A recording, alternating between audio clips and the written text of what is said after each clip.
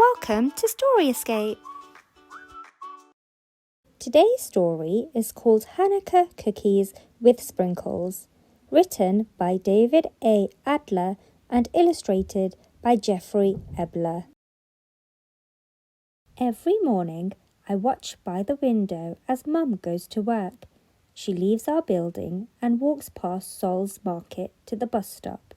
Before she gets on the bus, she turns, looks up, and waves to me. I wave back. I stay there and see other people hurrying to work. I stay there until Grandma says, "Sarah, it's time to get ready for school." While I look out the window, I see Sol open his store. He loads the table in front. He finds a few bad fruits and vegetables and puts them in a box.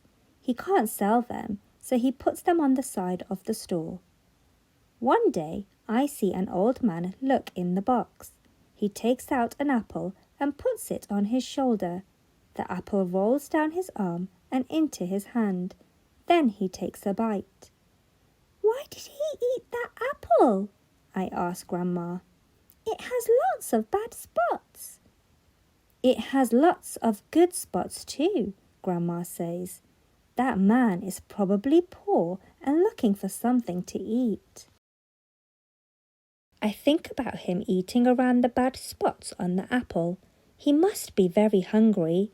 I think about him when I eat breakfast and when I walk with Grandma to school. At school, we play and learn about letters, numbers, and holidays. At snack, my teacher gives me a cookie and milk. I look at my cookie and think about the man. I wrap my cookie in a napkin and put it in my pocket. At supper, I tell Mum about the man. I show her the cookie. "Could you leave it for him?" I ask. The next morning, Mum puts the cookie in a bag. She leaves it by the side of Sol's store. Later, I see the man open the bag. He takes out the cookie, spins it on the top of his finger, and eats it.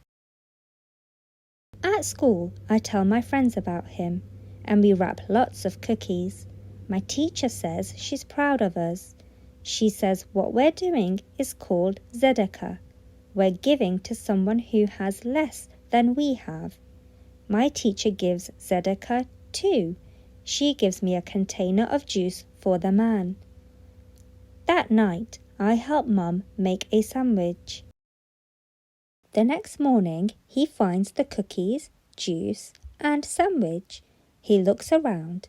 I think he wants to know who has left him such good things. This is the first time I see his face, and I think I've seen him before. I just don't know where.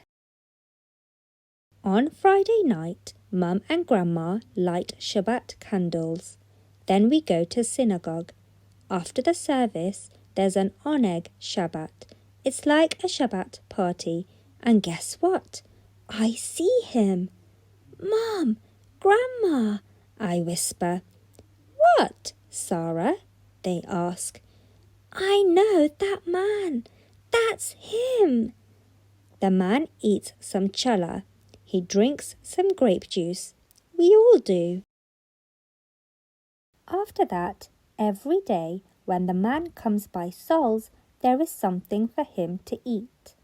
Then one day my teacher says Hanukkah is coming. I love Hanukkah.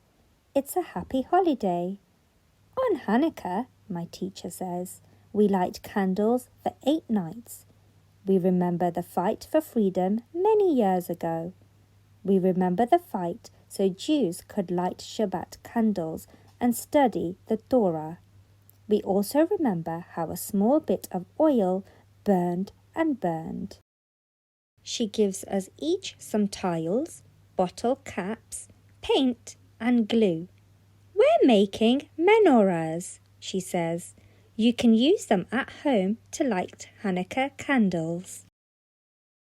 Just before the first night of Hanukkah, I bring my menorah home. "It's beautiful," Grandma says.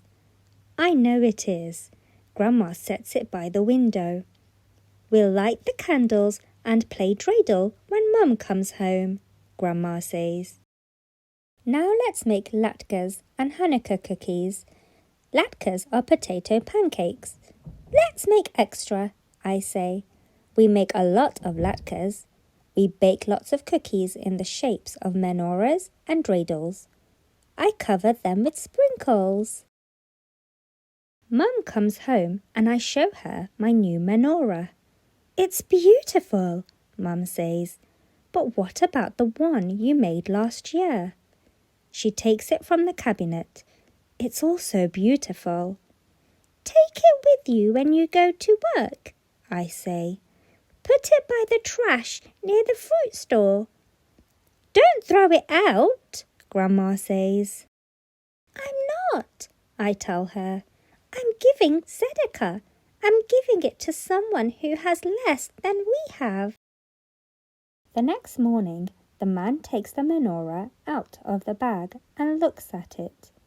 There are also latkes, cookies with sprinkles, and Hanukkah candles.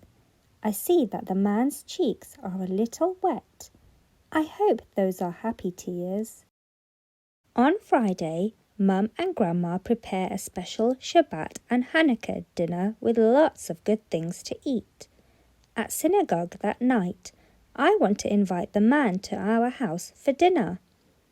But Sarah, Mum says, we don't know him. He's a stranger. Please, I say.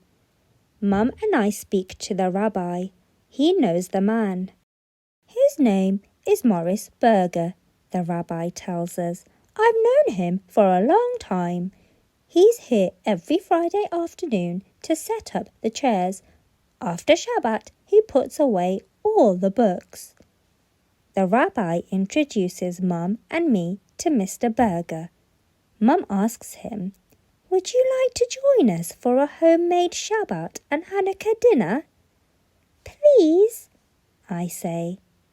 Mr. Berger smiles. He comes home with us. He talks a lot during dinner. He lives nearby in a small apartment. He once worked in a circus. He shows me some tricks the clowns had taught him. He juggles some small pieces of challah.